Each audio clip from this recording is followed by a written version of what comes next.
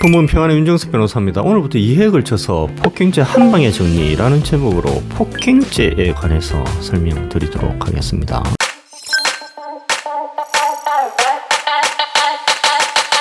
이번 동영상에서는 우선 폭행이 무엇인지에 관해서 설명을 드리고, 다음으로 폭행죄에 있어서 위법성 조각 사유가 무엇인지에 관해서 설명을 드린 다음에 폭행죄는 반의사불멸죄다라는 점에 대해서 설명을 드리도록 하겠습니다.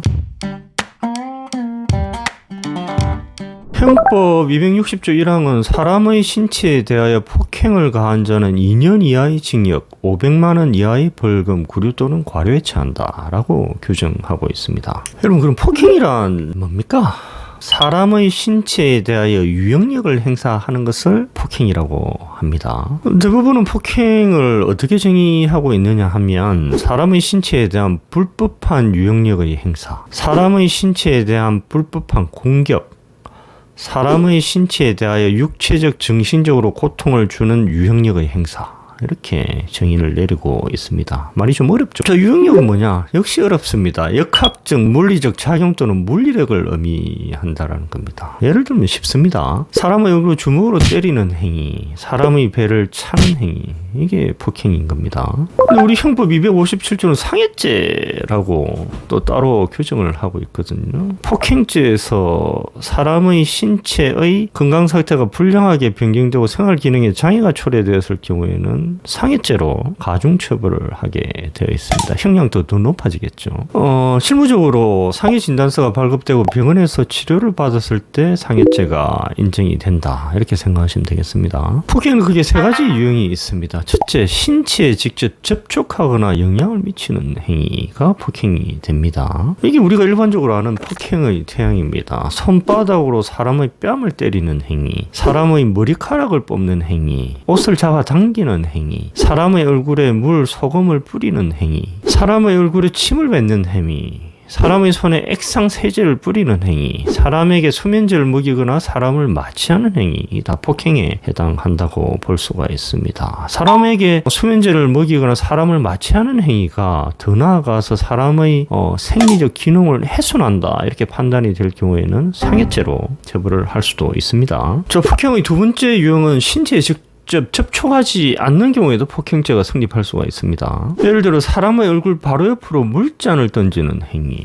차를 가로막는 피해자를 부딪히지는 않았으나 부딪힐 듯이 차를 조금씩 전진시키는 행위, 이것도 폭행에 해당할 수가 있습니다. 그리고 때릴 듯이 손발을 휘두르는 행위, 사람의 앞에 놓인 탁자를 향해 철제 젓가락을 던지는 행위, 사람을 향해 의자를 던지는 행위, 이것도 폭행에 해당할 수가 있습니다. 단, 이 경우에는 사람이 이로 인해서 상당한 공포감을 느낄 정도가 되어야 된다는 것이 대부분의 입장입니다. 자, 세 번째 폭행의 유형은 소음이나 폭음도 폭행이 될 수 있다라는 겁니다. 그런데 소음이나 폭음이 항상 폭행에 해당하는 것이 아니고, 사람에게 신체적 고통을 줄 수 있을 정도로 신체의 청각기관을 직접적으로 자극하는 정도가 되어야만 소음이나 폭음이 폭행에 해당한다라고 볼 수가 있습니다. 예를 들어서 사람의 귀에 바로 대고 큰 소리를 치는 행위, 또는 사람의 귀에다 큰 소리 나는 스피커를 대었을 경우 폭행에 해당할 수가 있습니다. 그리고 집회 시위 과정에서 상대방이 고통을 줄 의도로 합리적 범위를 넘어서서 음향을 사용하는 행위, 스피커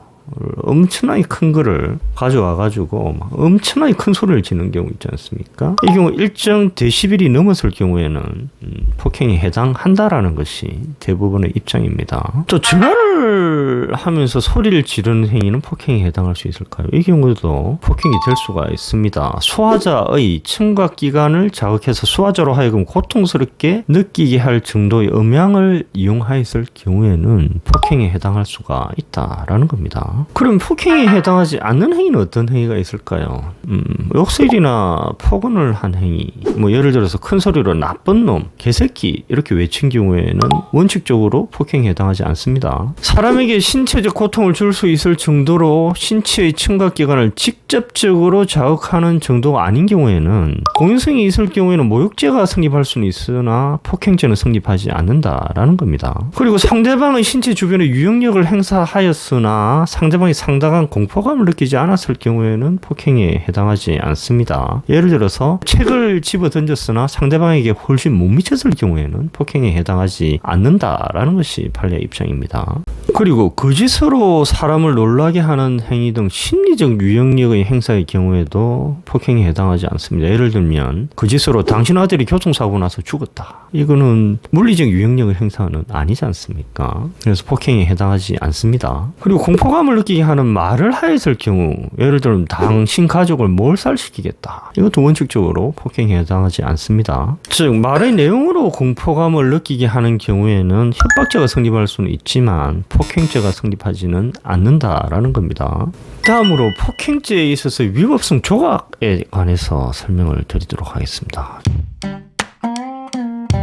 자, 예를 들어서 지하철을 탔습니다. 사람이 꽤 있어요. 그런데 앞으로 전진을 하기 위해서 사람을 이렇게 밀치는 경우, 이게 폭행죄에 해당할까요? 또는 가라는 사람의 팔을 잡았을 경우, 이런 것도 폭행에 해당할까요? 원칙적으로 폭행에 해당을 합니다. 그래서 폭행죄로 처벌을 받을 수가 있게 되는 건 뭔가 좀 이상하잖아요. 지하철에서 앞으로 전진하기 위해서 사람을 살짝 밀치는 경우 폭행죄로 처벌받는다. 이러면 우리나라 전 국민이 전과자가 될 수가 있겠죠. 그래서 이 경우 등장하는 것이 사회상규상 정당행위 또는 정당방위 개념입니다. 대부분 판례를 보겠습니다. 상대방이 시비를 걸면서 팔이나 멱살을 잡자 이를 벗어나기 위해서 뿌리치는 행위, 이런 경우는 정당방위가 될 수가 있겠죠. 술에 취한 상대방이 시비를 제지하려고 상대방을 붙잡거나 밀친 경우, 이런 경우에도 정당방위가 성립할 수 있겠죠. 그리고 상대방이 출입문을 폐쇄하는 등 행패를 부리고 폭행하자 이를 뿌리치기 위해서 멱살을 잡아 밀고 당긴 경우, 이런 경우에도 정당행위가 성립할 수 있겠죠. 그리고 가게 안에서 행패를 부리는 상대방을 밖으로 밀어내는 과정에서 넘어지게 한 경우, 이런 경우에도 정당행위가 성립할 수가